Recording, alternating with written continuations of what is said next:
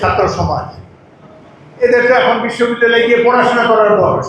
42টি দল তার সামনে গিয়ে বলেছেন যে আমরা ডিসেম্বরের মধ্যে নির্বাচন চাই। তিনি অসত্য কথা বলবেন, এটা তো আমরা অপকল্পনা করি না। তাও বলেছেন বিদেশে, জাপানে গিয়ে তিনি বলেছেন একটা মাত্র দল বিএনপি ডিসেম্বরের মধ্যে নির্বাচন চায়। এটা কি সত্য? এদের তো একটা স্টেটমেন্ট দিতে দেখি নাই, কোনো একদিনও রাজপথে নামেন নাই, একটা ফেসবুকে স্ট্যাটাস দেন নাই। এখন তারা দেখি সব উপস্থিত হবে বসে। কিভাবে এরা মাদক প্রতিবের আলোয় আসে আমি বুঝতে অক্ষম।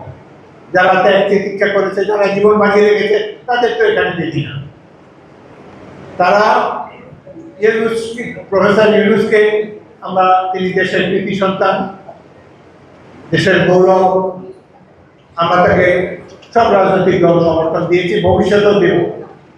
কিন্তু তিনি আমাদেরকে আশাহত করেছেন। বিশেষ করে তিনি অসত্য কথা বলবেন, এটা তো আমরা অপকল্পনা করি না।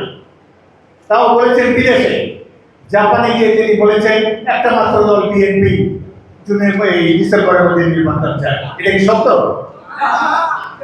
42টি দল তার সামনে গিয়ে বলেছেন যে আমরা ডিসেম্বরের মধ্যে নির্বাচন চাই। ফেব্রুয়ারি মাসে বিএনপির একটি প্রতিনিধি দলে আমিও ছিলাম। প্রধান উপদেষ্টা সকল রাজনৈতিক দলকে আহ্বান জানিয়েছিলেন সেদিন। আমার স্পষ্ট মনে আছে, আমাদের সামনেই তিনি বলেছেন ডিসেম্বর মাসে নির্বাচন হবে। 2-3 দিন পরে এটা পরিবর্তন হয়ে গেল।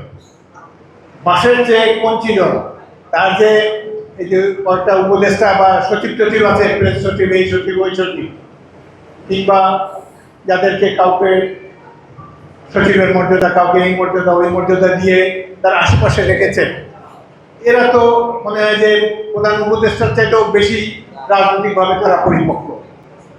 এদের বয়সী বা কত? আরেকটি জিনিস, আমাদের এই যে ছাত্র সমাজ, এদের তো এখন বিশ্ববিদ্যালয়ে গিয়ে পড়াশোনা করার বয়স।